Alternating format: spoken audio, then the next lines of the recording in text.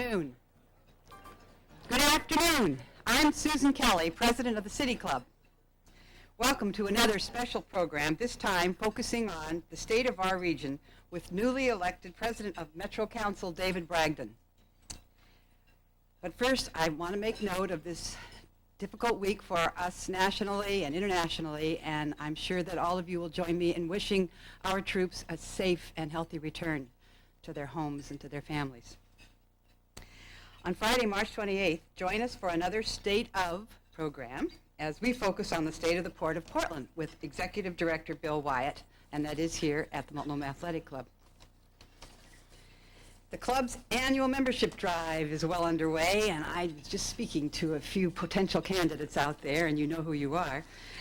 We're adding new members each week toward our goal of 100, and there's membership information on your tables or at the door. Please sign up today. Our board host is Marcus Simantel, and he is on the Board of Governors and will ask the first question.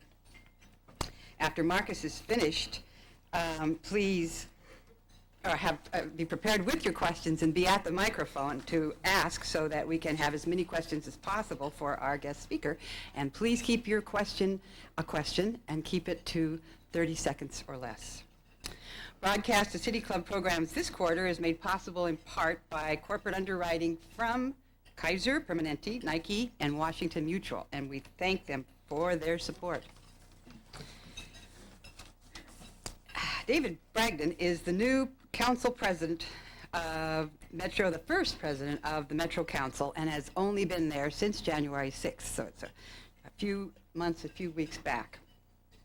David's goals for 2003 include increased efficiency and cost savings in Metro operations, development of a second open space acquisition measure for voter consideration, work on development of regional economic strategy, and identification of the land necessary for development of new jobs in our region. David's been elected to the Metro Council, was first elected to the Metro Council in 1998, and he served 2 consecutive years as its presiding officer. While on the council, David was part of the council's efforts that included expanding both the Oregon Convention Center and the Expo Center with a property tax increase, without a property tax increase. That was a big one, I'm sorry. Successfully completed the 5-year review and expansion of the region's urban growth boundary and directed an open space acquisition program that purchased nearly 2,000 more acres for the public than promised in that actual bond measure, which was in 1995. And I want to hear more about that. That's a good deal for us voters. And they negotiated a new solid waste disposal contract that reduced garbage rates for the region. Prior to being elected to the Metro Council, David spent much of his career with work including companies like Nike, Lasco Shipping, and Evergreen Airlines. He has spent 5 years as marketing manager of the Port of Portland, and even for a period of time as a Metro Councilor, he was a taxi cab driver here in Portland.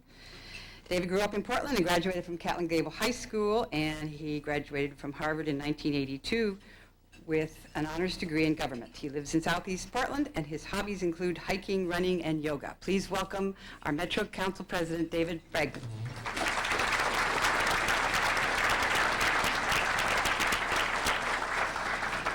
Thank you, Susan, and thank you everybody for being here. I appreciate at a time like this that you would spend some time thinking about the region and some issues close to home. I recognize there's a lot going on in the world. Coincidentally, we had 2 major accomplishments, probably 2 of the most significant accomplishments of the recent past at Metro just in the past 2 days. And understandably, we did not get much press coverage about that. It was crowded out by other events, understandably, but I'd like to share some of that information with you today. So even while our attention is on other parts of the globe, some of these issues close to home are important. I know we are all more concerned about why Oregon is not doing a better job keeping children in the classroom, probably more interested in that than in whether Metro is doing a good job keeping penguins in the zoo. But times like this, questions like livability, transportation planning, they're not just intellectual niceties, they're not just luxuries, they are things that we need to spend some time on. This is especially true when you look at what's happened in Oregon over the past 5 months or so. Thanks to our lagging economy and paralyzed statewide political system and the budget crisis that was the consequence of that, we've become the punchline in a national joke in many ways. That's personally galling to me because I remember a time not very long ago when we were the shining example of civic engagement for all around the country. Back in my office, I have a file folder that's bursting at the seams with stories about this region of the country. Whether it's a newspaper story from Indianapolis that talks about how decisions we made 25 years ago are playing out today in our vibrant neighborhoods, or an article from a Philadelphia business magazine about Oregon's high-tech wins. We were the darlings. We had a good run as darlings of the national press. But no more. We still get national press. That is true. We still get national press, but now we're being used as an example of what not to do. We've fallen farther and faster than any of us would have thought possible a short time ago. At the same time, I would wager that the people in this room, and I know that the people that I work with at Metro, believe the things that I believe. And one of those things is that no matter how troubling things get in different hot spots around the globe, or in Salem, for that matter, or on Wall Street, regardless of all of that, we never lose our faith in this place that we have here, this kind of quirky corner of the nation. We still believe in that. And all it takes is one morning, brilliant morning, where you see Mount Hood on the skyline, and you start to remember how lucky we are to live here, that this is home, and that's what it's about. It's a beautiful, promising place, geography and geology that we call, and I find this really unpoetic, the Metro region. I think it needs a more poetic name. So if you can think about that, meantime, think about it as our home. Forest trails, interstate highways, shopping malls, soccer fields, coffee shops, and coffee shops, cul-de-sacs and condominiums, shopping malls, and Main Street. It's all home. And at a time like this, when parents have to go out in the streets to secure the funding for their children's schools, or while we're watching scenes of a distant desert on CNN, it really is important to take comfort in our families and in this home. So I think this actually is the right time to be talking about these issues, talking about this region, talking about the things that count right here at home. Now, the lens that I look at this region is, of course, Metro, an agency which also needs a more poetic name, in my opinion. But I've never been more proud to be associated with Metro than I am today, and the things that we're undertaking in the near future. Because I've also never been more confident that this agency is poised to really build on some past accomplishments, which are tremendous, but to fulfill more of those promises, the promises that were made when Metro was created. We are the only elected regional government in the nation, created from a vision that says that the arbitrary jurisdictional lines that were drawn in the 19th century are really not particularly relevant to solving the problems of the 21st century. And today, Metro is itself entering a new era. We're putting our internal house in order, healing an agency that used to be the proverbial house divided against itself. Because in the not too distant past, Metro was often caught in its own self-imposed chokehold of ineffectiveness, because the elected council was often at odds with an elected executive. And just over 2 months ago, that changed. And it changed 2 months ago, actually, because of something that happened 2 years ago. And the reason it changed is because there was a politician who did something unique, and he's in the room here today. He proposed the abolition of his own job. And so, before I talk about how Metro is well positioned for the future, I want to acknowledge one of the reasons that it is so positioned is that Mike Burton had the vision to propose the charter amendment that created this new structure. And I'd like to ask Mike to stand and be acknowledged for that.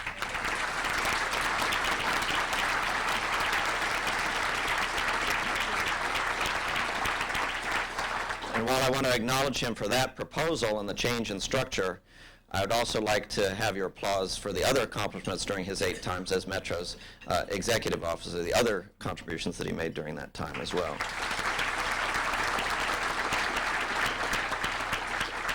Due to his charter amendment proposal, which the council referred and which the voters approved in 2000, for the first time now, we have a regionally elected official, and now that would be me now, sitting on the Metro Council as part of the mix with the other 6 councilors.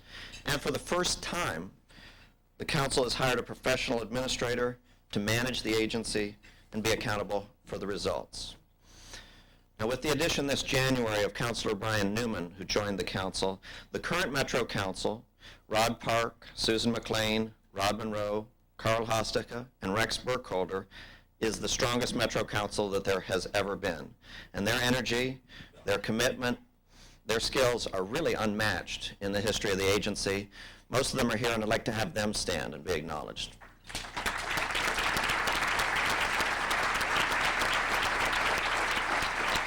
Now, this is the team that I get to go to work with, and combine this group with the employees at Metro. That really is an exciting place to go to work these days. It's really an honor to be with them. And the results are already starting to sink in with the organization. Because while the council is now able to focus on policy, which is what we're able to do, a professional administrator, and it's been Interim Chief Operating Officer Mark Williams, has helped me to write the budget that I'll propose to the Metro Council in the next 2 weeks. And I want to thank Mark for his skill and insight, because we could not have crafted this budget, we করে not have set Metro on its new path, financially sustainable path, without Mark. So thank you, Mark, for all of that.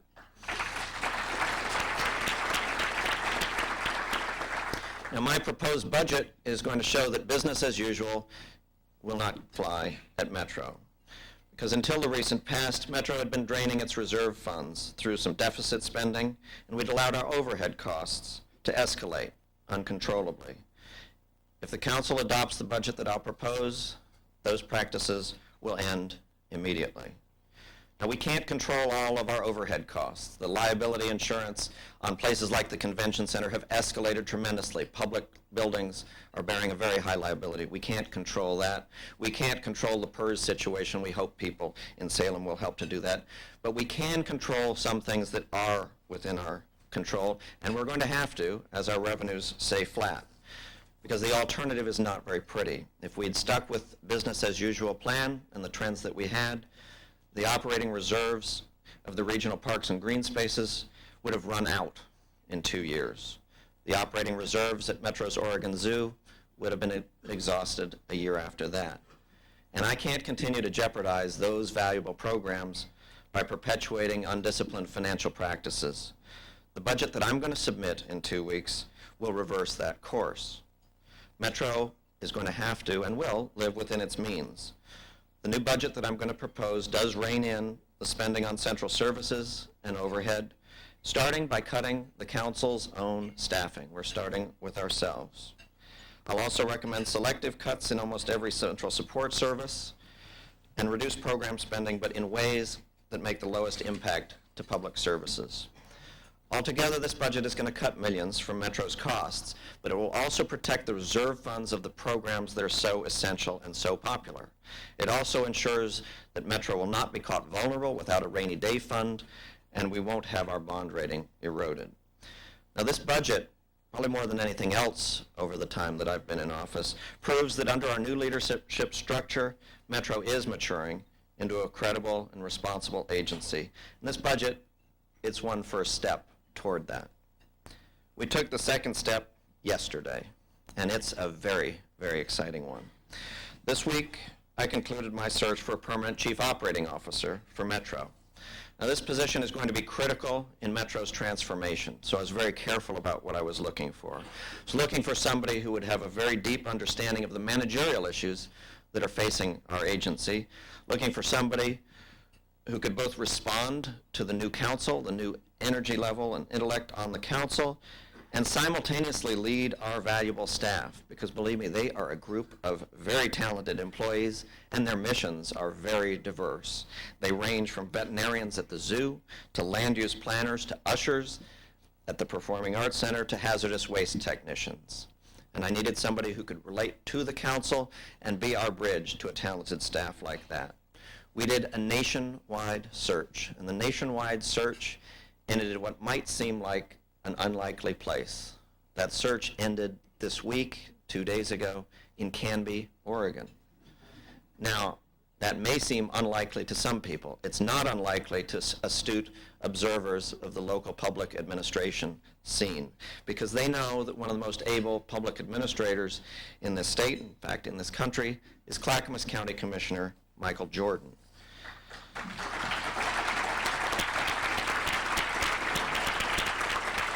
And following his career stints in the private utility business and as a successful city manager, Mike's service on the Clackamas County Commission allowed him to grapple with the microcosm of all of the issues facing Oregon and facing Metro: urban growth pains, transportation strains, natural resource challenges, declining public budgets.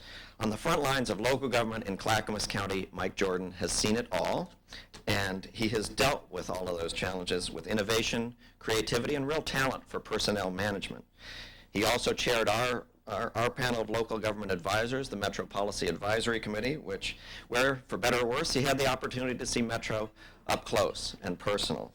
So by experience and background, Mike has really ideally managed to manage Metro in this new era, and I think it's a real honor to Metro that somebody like him has accepted my nomination to become our first Chief Operating Officer. So I'd like to have Mike stand and be acknowledged.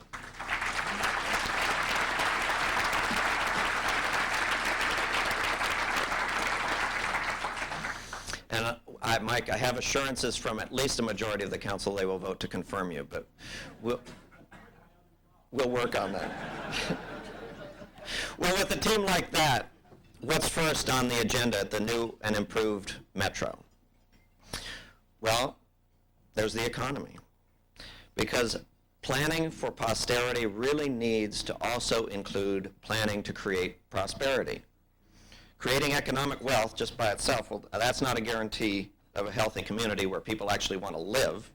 I mean, Dallas and Atlanta certainly prove that. But the absence of wealth creation will guarantee that we become a place where some people aren't going to be able to live or can't live. Because livability does need to include the ability to earn a living. So our planning needs to ensure that our friends and family don't leave the state to go find a rewarding job. So we have a group of Oregon expatriates pining away for home in other states where they found opportunities that they couldn't find here.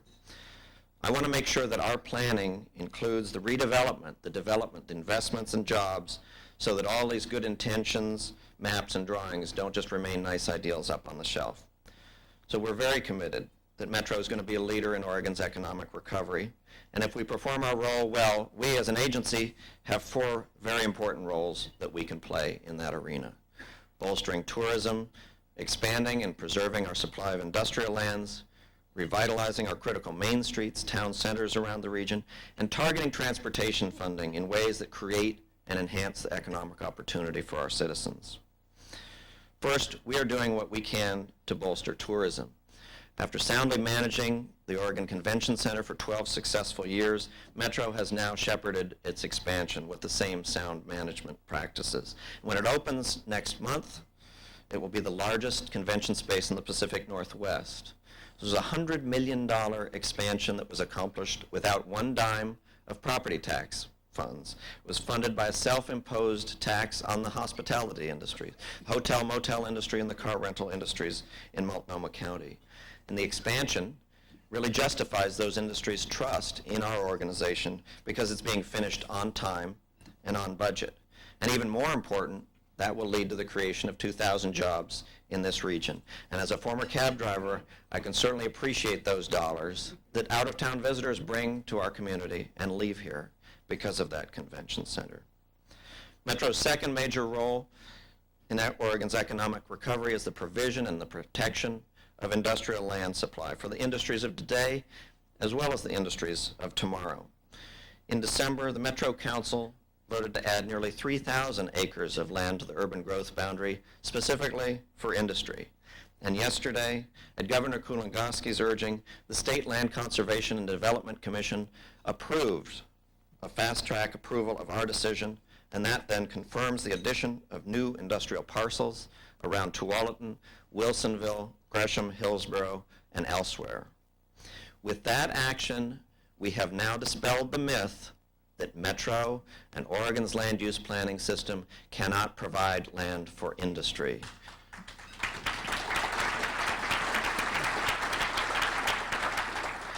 We can do it. We just did it, and it was approved yesterday.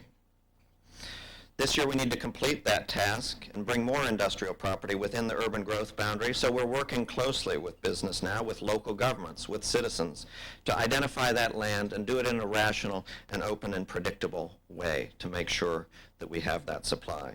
We're also working with our local government partners to make sure that industrial land is preserved for real job-creating manufacturing and distribution plants, not having it all just gobbled up for speculative one-story office buildings or strip malls, which often waste good industrial land and also suck the life out of our traditional downtowns. We need those industrial lands for industry, not only to attract new businesses, but to keep the ones we already have.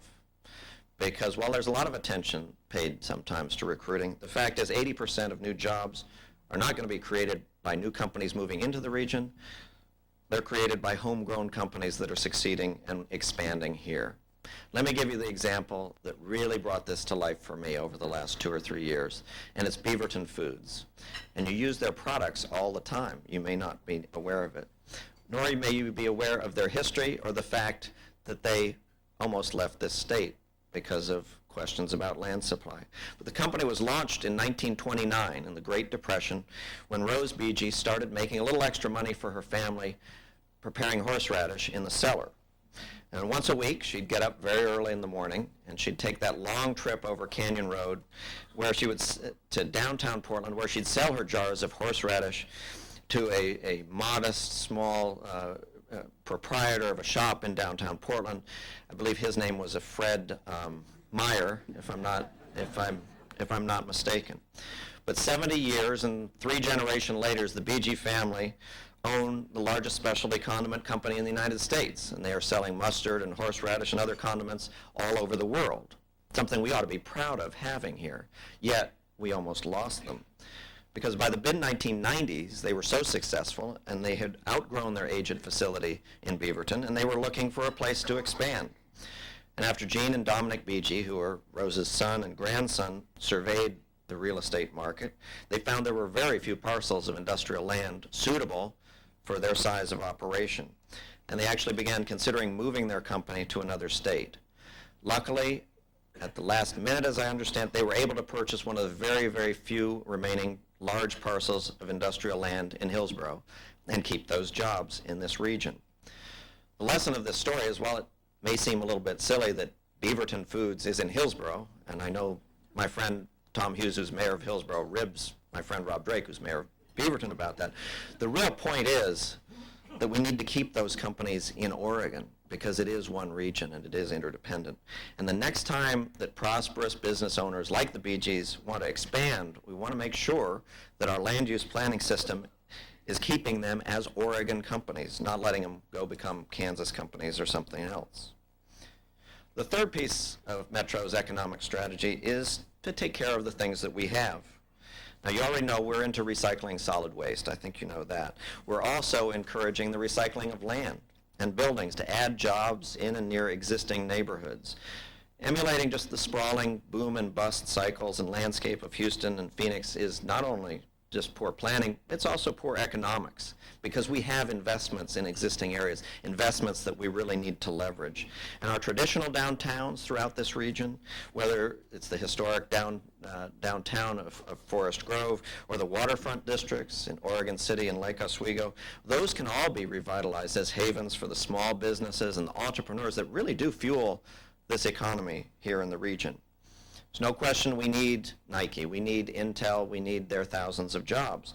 But we also need Technical Fabricators Incorporated, which has 35 jobs in downtown Gresham, and all the other sorts of companies like that like settings like that. We need the McMiniman brothers. They've restored dilapidated buildings from Troutdale to Forest Grove and are revitalizing those business cores. Because the economics are that even as the large corporations are laying off workers by the hundreds, small, agile firms are actually growing in many instances. Look again at Gresham's Main Street. It's a revitalized downtown, it's a healthy business climate, it's an identifiable sense of place, and it's good business. Because while the strip malls in that area are reporting a vacancy rate now of between 20 and 30%, every storefront and office on historic Main Street Gresham is full, and it's open for business. Because it's the kind of distinctive place that people are looking for these days. And that sort of revitalization can really be recreated across this whole region in areas that are already inside the urban growth boundary.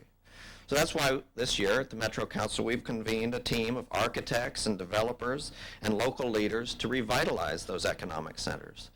And in Milwaukee, for example, we're working with the city government there on plans to rehabilitate the site of an old Safeway store into a mixture of housing, retail, and other commercial use. And in Gresham Civic Neighborhood, we're teamed up with TriMet, the City of Gresham, the school districts, and private developers to create a mixed-use center with more than 1,000 units of housing, 1 million square feet of retail and office space, a light rail station, and a high school installation. That will attract more than $250 million in private investment, and it creates a great place. These are projects that really embody the spirit of Metro. The spirit of Metro, the place, not just Metro, the agency, but both. It's a spirit that's innovative, it preserves the soul of our communities, and it holds back that ever-present threat of ill-conceived sprawl. Final plank of Metro's economic platform is about transportation, something that makes this community go. We've been working with a group of business leaders, led by Port President Jay Waldron, to fashion a realistic transportation investment package. And this fall, we'll also be awarding $53 million in federal transportation funds. Now, in the past, sometimes those awards were made with mysterious political rhyme and not a whole lot of reason. But this time, thanks in large part to the visionary leadership of Councilor Rex Burkholder, we're going to make those awards strategically with a real emphasis on economic impact, on job retention, and on community development. Again, I can use an example from Gresham. There's Civic Drive. It's a street that now connects a bustling new shopping and school area with existing neighborhoods. And those are the sorts of projects that we need to be supporting. We also will be looking to invest in road projects that unlock the freight and manufacturing operations that keep trade, international and domestic trade, moving. That's the economic agenda, supporting tourism, finding more industrial lands, focusing our transportation dollars, revitalizing our main streets. Those are all fundamental to our mission. And now we're uniquely positioned to ensure that this recovery is guided by a vision and by principles that have served this region well for 25 years. And part of that vision is shaded green, because economic prosperity is very unlikely if we sacrifice our most critical competitive advantage, and that's our high quality of life. It's a tangible economic asset, particularly now in a knowledge-based economy of the 21st century, where entrepreneurs are going to locate their businesses. They can base themselves wherever they want to be. They could be in Austin, Texas. They could be in Boston, Massachusetts. They could be in San Jose. Those are the sorts of tycoons of the future, and they want to be in a place that's got vibrant, interesting neighborhoods. They want to have cultural life. They want to have access to nature nearby. They don't want a drizzly, wet replica of the California or Phoenix that they are trying to escape from. I recently had breakfast with a venture capitalist who's had several successful businesses here, and I asked him, what makes the Portland region a good place for you to start your business and have your business? And he was smiling, but he was not joking when he answered in all sincerity, it's the hiking. He didn't talk about workers' comp rates or electric rates or the other things that people might have talked about 20 years ago. He talked about his employees' ability to go hiking when work is over. Now, Portland has an old tradition of preserving greenery in the city in the early 20th century. Neighborhoods like Selwood, Laurelhurst, Northwest, Mount Tabor, all of them set aside the parklands which today make those very neighborhoods so valuable. But a strange thing happened in this region. In fact, a strange thing happened in this whole country during developments of the 50s and 60s and 70s, right up to recent years. And as architectural critic James Howard Kunstler might have said, our urban and suburban developments of the second half of the 20th century had a little bit of amnesia to them was, oh, we forgot the parks. Backyards are great, but they aren't substitute for those parks. So with the generous backing of the voters, and 62% of the voters said yes to this in 1995, Metro has ridden in to the rescue with a successful green spaces acquisition effort, something we're very proud of. And as a result, you now own some tremendously beautiful places all over this region. Cooper Mountain, adjacent to Beaverton, rises 700 feet off the floor of the Tualatin Valley, offers breathtaking views out to the Coast Range and south to the Chehalem Mountains. Kanema Bluff, just south of Oregon City, it crowns those bluffs just south of Oregon City along the Willamette. You own 5 beautiful sites along the Tualatin River. The Tualatin River previously was nearly inaccessible, largely ignored by the burgeoning subdivisions that have come to crowd its banks. The Metro Green Spaces program that has achieved those things has been a partnership of local governments and nonprofit groups. And there are examples all over the map of that as well. In Beaverton, for example, there's neighborhood activists Roy Dancer, Jack Franklin, and Dick Scouten, who's now a county commissioner himself. They led the drive to preserve 22 acres adjacent to the Tualatin Hills Nature Park. And by enlisting Metro's help, along with the city of Beaverton, along with the local parks district, along with the Friends Group, these neighborhood leaders, they were able to create a park that was bigger than any one entity could have possibly created or achieved working on its own. So we've redeemed a lot of promises in that area, the promises that were made to the voters in 1995. At that time, in fact, the promise was made that Metro would acquire 6,000 acres, and we have kept that promise and trumped it actually by 2,000 acres. I'm proud to say Metro's acquired 8,000 acres. But now I think it will also soon be time to redeem the larger and unspoken promise that those lands really do represent, and I do think they talk to us. The promise that those lands speak to us about is that parks need to be available to people, that you can enjoy and use what it is that you've purchased. Thanks to the Green Ribbon Committee, which consists of local officials, business people, and environmentalists, we already have a pretty good idea of what needs to be done to open those lands up to the public. So they told us it's wonderful to have that public land along the Tualatin River, but the sites really need picnic tables, they need signs, they need access, they need launching docks for the canoes. It's great to have preserved those views from Cooper Mountain. Now we just need the trails so we can get up there and actually enjoy the view.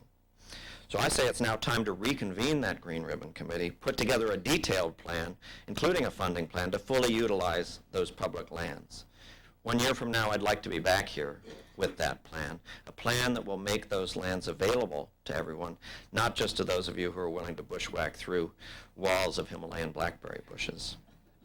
I am very proud to be the president of the new and improved Metro and serve with the people that I serve with and in the tradition of people who've served there before.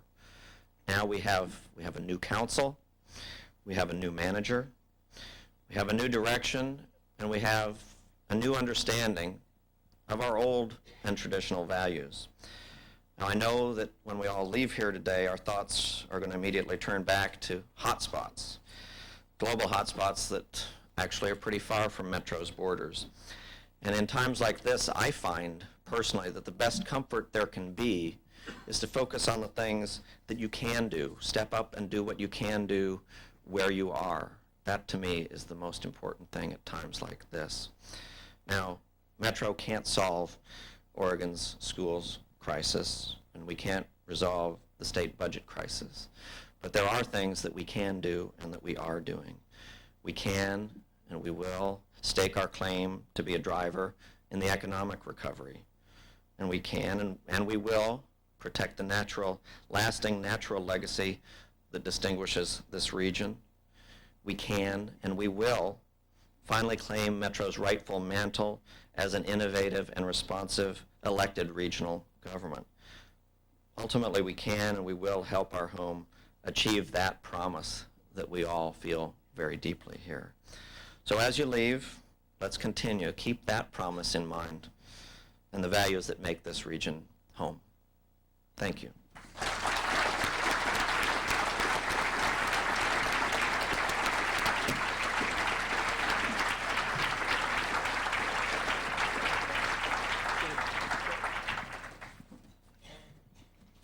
I continue to think that the place to be on Friday at lunchtime is here at City Club's Friday Forums, and David gave us a good reason to continue feeling that way.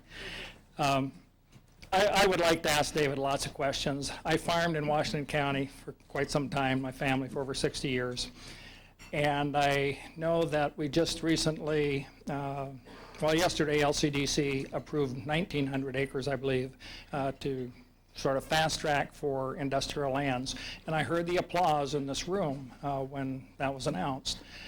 As a farmer, though, and I look at the 203 acres in Washington County that is being taken as industrial land, I have some concerns. Washington County has lost 40% of its farmland since 1960. And a lot of that loss of land went to, in my opinion, industrial sprawl, residential sprawl, land banking, things that really didn't use that land wisely. So, President Bragdon, my question is, what plans do you have to see that the additional lands that are being taken from the ag industry to be used by other industries, how do we know they're going to be used wisely, more wisely than they have been? Thanks, Marcus. It's a great question, one that we really wrestled with quite a bit last year, because it's a tough choice, and our jobs do involve a lot of choices between different competing imperatives that I think we all agree with. It's the nature of the land use system. There's a whole series of goals. Nobody disagrees with any one of them in terms of, yeah, we want to have a strong high-tech industry. Yeah, we'd like to have a strong farm industry. Where we sit, we're sometimes in the position of actually carrying out and weighing those things. In the case of the land around Hillsborough that we voted to bring in specifically for industry, one of the ways that we tried to condition that to address exactly Marcus's point was to put conditions to make sure that it is going to be used for that high priority industrial use that everybody agrees it needs to be on that type of parcel. So as part of our action in bringing it into the urban growth boundary, we specified that the zoning on it needs to be for large lot industrial manufacturing purposes that really can't go anywhere else in this region. And if we don't accommodate them, frankly, they're going to Austin, Texas, or they're going someplace else. It was my determination that that was a reasonable trade-off that we needed to make in order to keep those jobs here, but make sure that we're preserving it for those purposes. Because I'm not going to vote to bring something like that in for a Burger King or that sort of thing. But for somebody that's willing to come along with a couple hundred high-paying jobs, that's a good deal for Oregon, I think.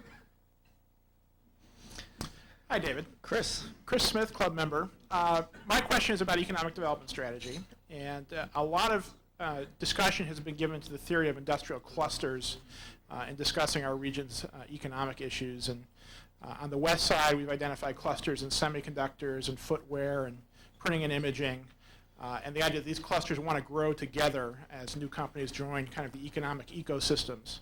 And I think you wisely added some land in Hillsborough to allow those clusters to grow. But because of the nature of the land in our region, most of the land you added to the urban growth boundary is out by Damascus. And as that area develops, if it simply develops as bedrooms for industries in other parts of the region, we're not going to meet our transportation goals. So my question is, has any thought been given to how to seed new industrial clusters out near Damascus and make those complete communities? Very much so. Certainly, I think the approach that we took to the urban growth boundary last year, and this was largely under the leadership of Councilor Rod Park, who's here, was to try to take a more comprehensive view of our growth boundary actions so that we are facilitating the creation of complete communities rather than just taking a slice of sort of schlocky stuff all the way around the entire urban growth boundary, but to bring in parcels that made enough sense that communities could develop there a little more holistically. So in the case of the Damascus area, certainly the local jurisdiction, and Commissioner Jordan was very involved in this, did start to develop some concept that would involve economic growth because they're certainly disadvantaged in a fiscal sense. Clackamas County in that area, very disadvantaged in a fiscal sense by an over-reliance on residential property and the consequent need for their citizens to travel far to work. So in our action, we did bring in areas specifically for industry that would provide for some job growth in that area. I guess my question is not so much have we created the conditions in which those things could occur, but have we attempted to target specific clusters that we might try and grow as opposed to just letting them happen? Well, my own personal philosophy about it is that when government gets into the business of picking winners and losers in particular industries, that's where we often go wrong. You know, that you start subsidizing buggy whip factories or that sort of thing. I think our role is to create the platform where the private market can flourish, and it's hard for me anyway, personally, to say, well, 10 years from now, these are going to be winner industries and these are going to be loser industries. What we are doing certainly is tracking history a little bit in our decision making this coming year in analyzing the appropriate places for industrial development. We've been tracking, and I believe this is the first time that we've been doing this, the commercial building permits and industrial building permit history that gives you some indication of where the marketplace has wanted to go. That's been one of my objectives, is try to get some marketplace thinking into our thinking to give you a sense of what's suitable for expansion. Thank you. Hi, David. Tom Dunn, City Club member. It's great to see you here as Metro President. I have a problem with conventions. A few years ago, I tried to get situated in Portland, a national meeting of the American Chemical Society. This is a society, one among several, with large membership, largely populated by bright, creative, relatively young people. I consider that the top of the line type of organization you'd like to have come here as a convention. I was shut off by the national office of ACS because the convention center was marginal. I presume now it's in range for a large meeting. The problem was a lack of hotel rooms. And what can you do about that? That is the challenge we're going to meet next month is the first challenge that you mentioned, which is the size of the facility itself and the ability. We were running at near capacity in a functional sense that by the time people move in and out one weekend after another, it was very close to capacity, and we are addressing that with the expansion. Now the limiting factor is you're absolutely right. It's the number of hotel rooms, and specifically it's the number of hotel rooms that are proximate to the convention center itself. And so we're working with the Portland Development Commission and the City of Portland on that very challenge. And meetings have been going on just in the past couple of weeks on that to make sure that we're not limiting ourselves to that. We had a market study done by a group of consultants from the convention trade out of Atlanta who said it's probably a 600 or 700 room facility that's needed. The public policy choice that's difficult and that we're going to have to weigh is not doing anything that subsidizes a newcomer to the industry at the disadvantage of hotels who are already here, who have private shareholders and who've made investments and don't deserve to be undercut by a subsidy to somebody new coming along. So we need to fashion a way to make sure that the new hotel would bring marginal new business here that's going to benefit everybody else. So we're looking at different financing tools. That PDC does have taxing increment financing in that area.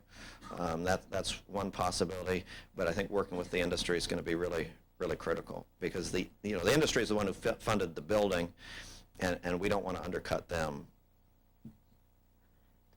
Yes, sir. Hi, David. Adam Van Loon, City Club member.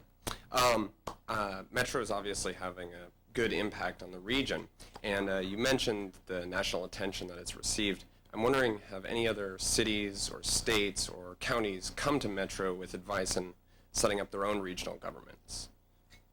We actually have quite a few calls and visits from people. We've had people from Chattanooga and San Diego and Indianapolis who come here, and we get inquiries from them quite a bit. And what I tell them is every part of the country is different. Every place has its own distinctive characteristics, and what works in Pittsburgh may not work in Portland. What works in Portland may not work in Pittsburgh, and that they have to adapt things to their own circumstances. But we definitely do get a lot of that sort of interest. I'd say, just as a plug too, Portland State University has an Institute of Metropolitan Studies that's doing some real pioneering work on sort of the concepts of regionalism and what works, right here, and they get consulted about this a lot too. This is what I've been waiting for when I was. Well, I'm trying not to delude you. I remember I remember both of us testifying at TriMet board meetings in the 1970s, and A long time. Here we still are. Indeed. and I hope we can continue to do that. Me too. Ray Polani, City Club member. To ensure a livable future, I think regional rail transportation must move quickly a lot of people to and through downtown. For capacity and speed, it will be essential to build under the congested streets of downtown and under the Willamette.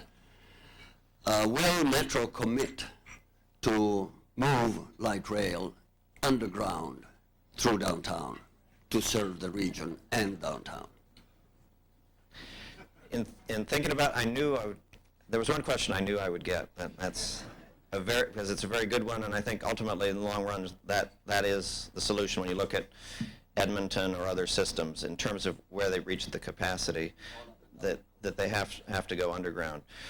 We're not at that stage yet in terms of either the capacity of the existing line or the capital capacity of the region to afford it. So I'm not in a position to commit that we'd be able to do that. What we are looking at right now is if the 205 line gets built and the Milwaukee line gets built, what does that do to the downtown routing? How do you match that up with the need to reconstruct the transit mall, which needs to be done regardless of what happens with light rail, and try to make the best investments that we can with the money that's likely to be available. I don't think the money is going to be available to go underground. I think that's unfortunate, but needs to be evaluated. I have to say the last numbers that I saw were pretty steep. Gretchen, Commissioner Kafori. No, ex-commissioner. Ex-commissioner. I'm going to be like Ray Polani and I'll just stand here and you'll know what the question is. but my I'm going to ask about affordable housing. Thank you.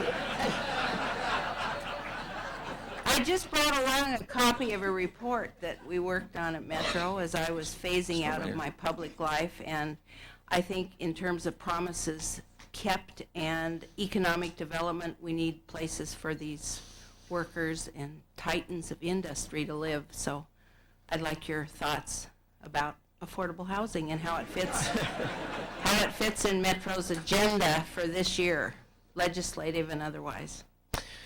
Thanks. That's a good question. The affordability, and to me, that is a regional issue that is typically been approached in more of a patchwork way, jurisdiction by jurisdiction. I think we have come a long way in the past several years in terms of building a regional will and consensus around that. And I think a really telling achievement is that there are local leaders throughout the region who are now committed to this.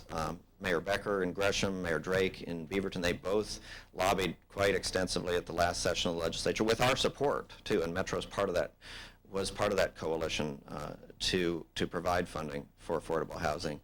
Chair Bryan in Washington County, this is something he is working on as well, and I think these are all really important breakthroughs. In terms of this particular session, we are going to be discussing our agenda next Thursday. I talked with Commissioner Sten about this. I think we're very likely to support the same bill that we supported with Beaverton and Gresham and Portland and the other cities to end the preemption on the transfer tax. That was our position in the last session. Most of the councilors who had that position, I can't speak for the other six, only because several of them are in the room, but if they weren't here, I'd feel better speaking for them. But most of us who endorsed that position last session are still on the council, and I think we're likely to support that again in our legislative roundup next week as well, and that we would be down there adding our voice with Eric and those other mayors that I've mentioned, because I think it is a regional issue. And I think the important thing, to go loop back to my initial remarks, what makes it regional is that you have leaders at the local level who are recognizing it, and it's not just coming from us. Sir? Good afternoon. My name is Mark Tedesco. I'm a City Club member. And I have another question about UGB. Traditionally and historically, the UGB expansions have been primarily controlled by the quality of the farmland for expansion. And the system has not been very responsive to planning needs. And I was wondering about your and the council's vision for this in the future, if this will be the case going forward, or if there's a desire to make the system more flexible.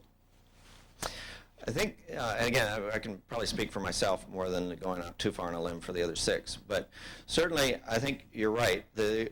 In terms of what the criteria have been for where urban growth boundaries get expanded, that is a creature of state law. So revisiting that, and I think some revisiting of that is actually appropriate, needs to include the state, because they're the ones who make these rules.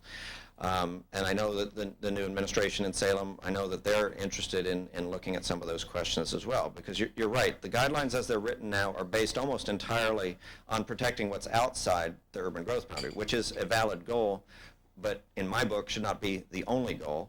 And in the past, I think that has driven us to make some planning decisions that are based on those external factors rather than on the basis of what's good for the communities inside the urban growth boundary, or for good planning reasons. I would prefer to see us develop some criteria that enable us to look at some of those internal factors as well, so that when we're making those decisions, we say, well, you know, what decision, while we want to minimize the impacts on agriculture or forestry outside, but what are the consequences for decisions on the inside as well? What does it do for cities, whether it's their fiscal situation or their downtown redevelopment, that sort of thing? So I think we've got to be very careful about that. I think that the system, by and large, has served fairly well. I wouldn't go chuck the whole thing out, but I think basing it on the economics of the 1970s is also a bit stale. So I would expect that maybe when the legislature's out of session and things aren't as passionate as they are in Salem, that there'll be people taking a look at this, and Metro will be at that table. Thank you.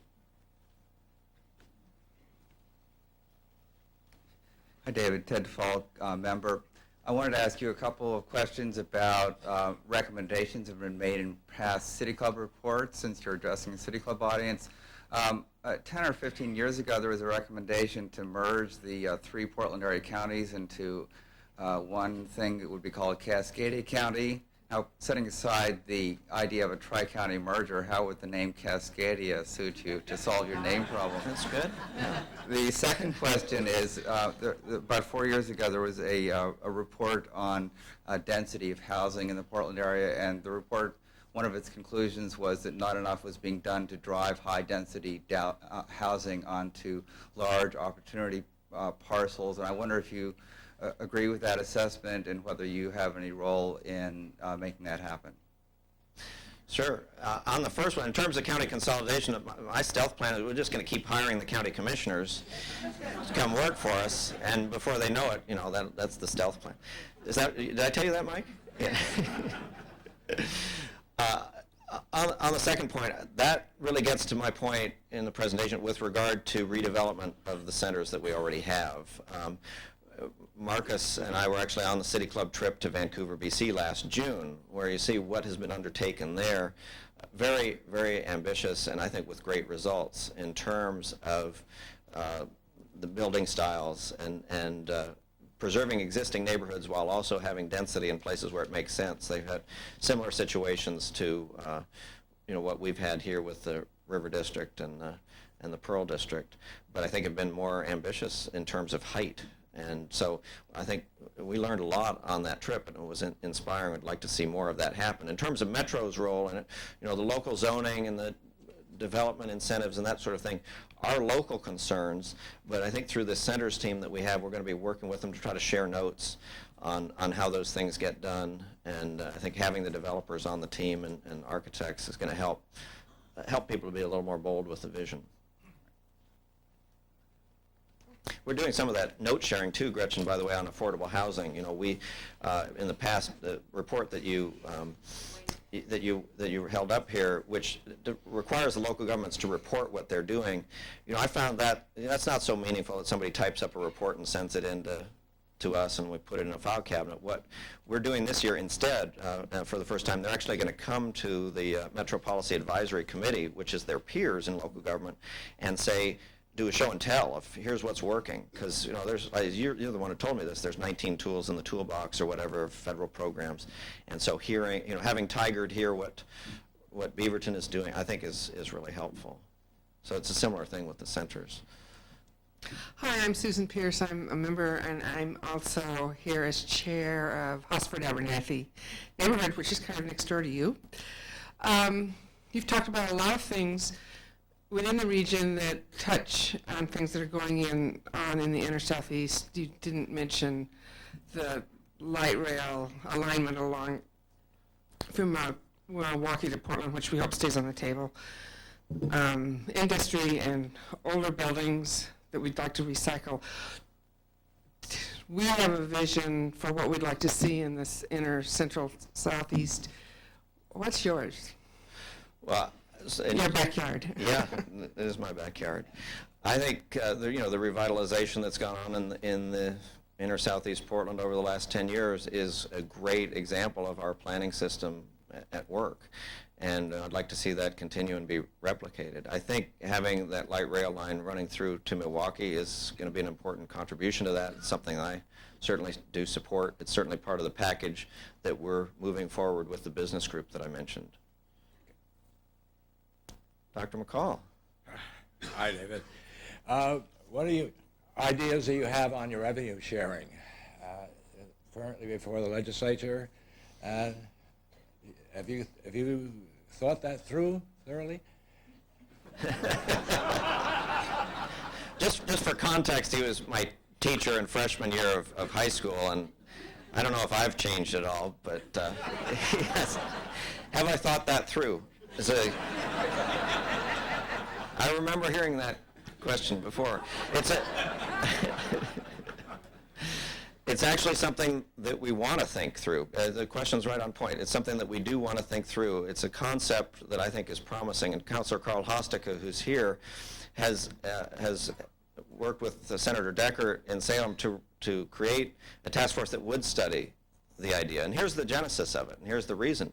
Since Measure 5 and 47 and 50, and the restrictions on property tax and the how residential properties are capped and some of the commercial and industrial ones are not, or they turn over, the gap between haves and have-nots in this region is busting wider and wider open in terms of the jurisdiction's fiscal capacity.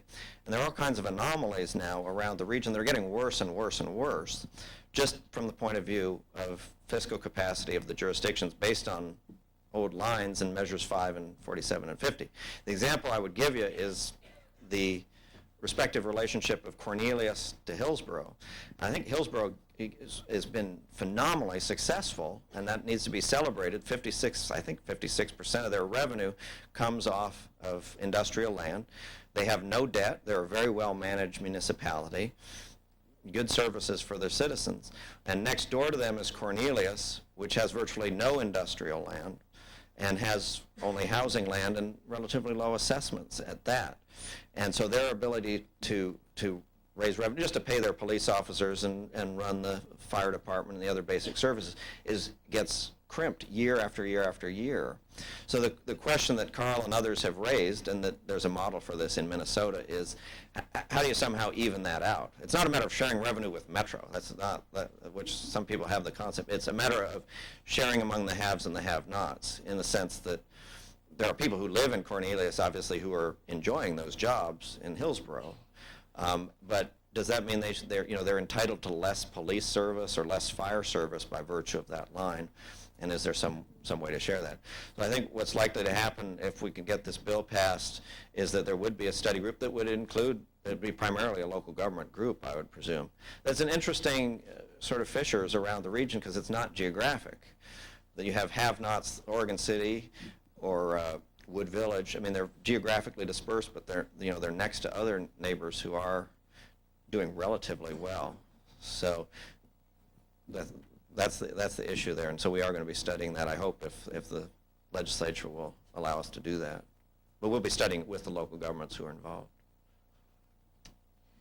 That is it for our time. I want to clarify for the listening audience that this freshman year high school history professor is our very own wonderful historian, Kim McCall. Thank you for that question, Kim. And thank you, David Bragdon. City Club is adjourned.